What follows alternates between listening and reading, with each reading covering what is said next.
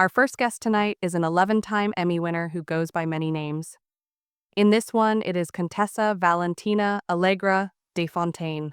She is part of the new Marvel movie Thunderbolts. Please welcome Julia Louis-Dreyfus. Thank you for coming. It's very good to have you. It's so nice to be here. What a very enthusiastic crowd. Well, we're excited to see you and you look great, thank you. And I'm just going to assume you're wearing this beautiful dress to celebrate our golden president's 100 days in office. No, you're not. No, I am not. Oh, all right. No, I'm celebrating the arrival of the Thunderbolts. Of the Thunderbolts. Yes. Yes. Okay, there's a lot of celebration going on in the air.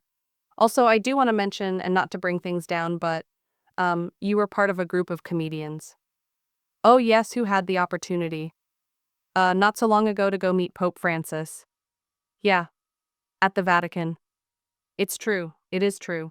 And it was an extraordinary experience. I got this call. I actually thought it was some sort of a hacking thing because I got this text from Stephen Colbert. Okay, saying, "Do you want to go and meet the Pope?" And I'm like, "Oh no, somebody got a hold of my number." And but it turned out it was real. And he was putting together this group of comedians. Stephen was sort of helping manage that, I guess. And it was all these comedians from all over the world, right? And we got to go, and it was bananas there in a good way. In a good way. It's phenomenal. I mean, it was so otherworldly because, Vatican City is an actual city. And so you go in and it's all cobblestone. And I mean, I was in heels, like these heels that I'm wearing right now. And yeah, like that on these. And so actually, I took my shoes off. I was walking around barefoot, but I couldn't help it because I never would have made it into the building because it's this massive city. And get a load of this. They even have their own gas station. And the Popemobile was gassing up at the gas station. You got to see the Pope mobile gassing up. Yeah, for reals. That's exciting. Yeah, very exciting. And then you go in and you walk down this hallway. And for example, you know that you've heard of the Sistine Chapel, of course. And Michelangelo painted the Sistine Chapel.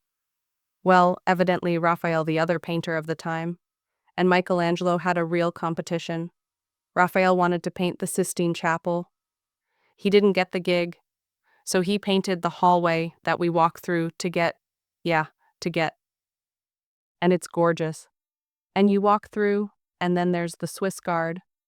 And the Swiss Guard are in, I was going to say outfits or costumes, but I guess it's their uniform. Yeah, they like uniform. They like uniform better, but please show this picture because, look, you. Yes, that's probably the reaction they get a lot. But here's the thing, I mean, and by the way, Michelangelo designed those costumes? No, it's really the truth. He did a good job. They're pretty fabulous. But I mean, it looks like it's like the circus or Halloween or something. But these guys are there to really protect the Pope. They're like special ops.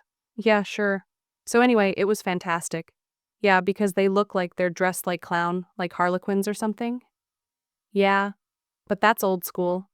How pissed must Raphael have been when he's like, I'm painting the hallway. He gets to do the chapel and design the outfits. Yeah, I know. Yeah, that's tough. So then you did meet the Pope. I did meet the Pope, and he spoke about comedy and the spirituality of comedy, which I think you might find a little interesting. And he was talking about how it's that he said there's laughter in the Bible, is there? I I don't know. I'm not a Bible. Is it maybe when like Noah starts bringing all the animals and we're supposed to believe that that's where we're supposed to be laughing? Like that was a big joke, like no, you idiots. He didn't have zebras and tigers on the same boat. Exactly. I don't know. I don't know where the jokes were, but whatever. Um and then and he talked about how comedy can, you know, bring people together and it's important to and it's important. It's okay to laugh at God. He actually said that. Oh, that's nice. Yeah. Oh, are you sure that wasn't a translation error? It might have been a translation. Laugh at God. Sorry. God, you're so old. There you are with that's him. And some guy in the background who didn't agree to be a part of this. Yeah, I don't know who that is. That looks like kind of like Larry David in the background. I find it hard to believe that, there is anyone on the planet Earth who hasn't seen at least one episode of Seinfeld. Did you get the sense that the Pope recognized you in any way I did not? No, I mean, he said, New Adventures of Old Christine. No, I really, honestly, I didn't get that sense. I was very happy to be there, and he said, God bless you, and I said, God bless you too. And that was the extent of it. That's good. That's good. You had a nice exchange? We did. I received very nice face. And in high school, this is interesting. You were voted most likely to one day meet the Pope. Yes, of course. Did you ever imagine you might meet the Pope one day? Never. Not in a million years. Did you know? No, of course not. Who, and I didn't. And by the way, I was right. Yeah, you were right. I was 100% right. Yeah, good on you. Good on you. When did you decide you wanted to be an actor? Like, get into this? How old? I was pretty little. Yeah, I mean, yeah, I was doing jokes and stuff with my mom when I was little. And in fact, I was when I was about 3. Um, I, I stuck some raisins in my nose as a joke to show my mom, and she really laughed, so that was good. And then I snorted them, and we had to go to the emergency room. Oh, you should have done that for the Pope. He would have loved that. The Pope loves raisins up the nose, did. So they had to remove them with twee. What did they use? Do you remember this? So I remember screaming in an emergency room as a 3-year-old while they're sticking big tweezers up my nostrils. Yeah, it was foul. Yeah, look at you.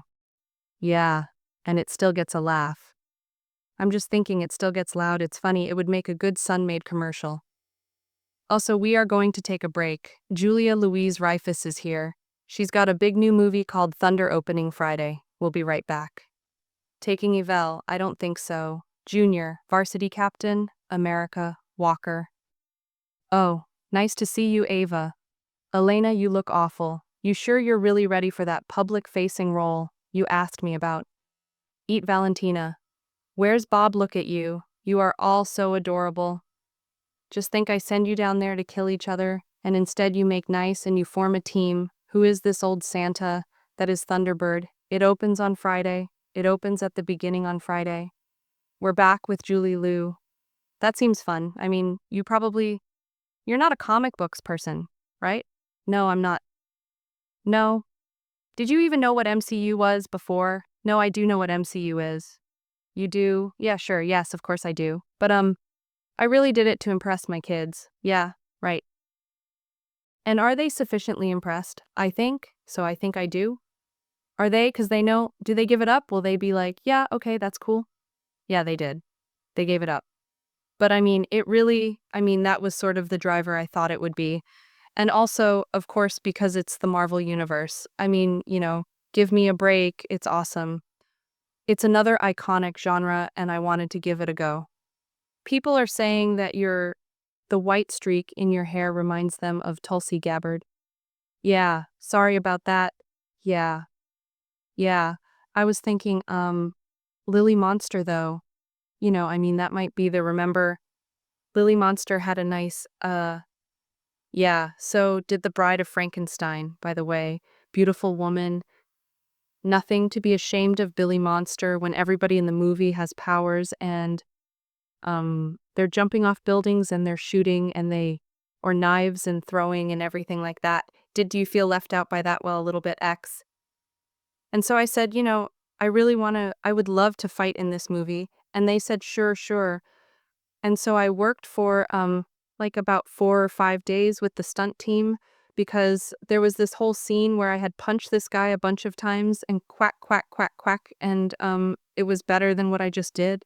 And so we did it on the day. And yeah, there's not much of it in the film.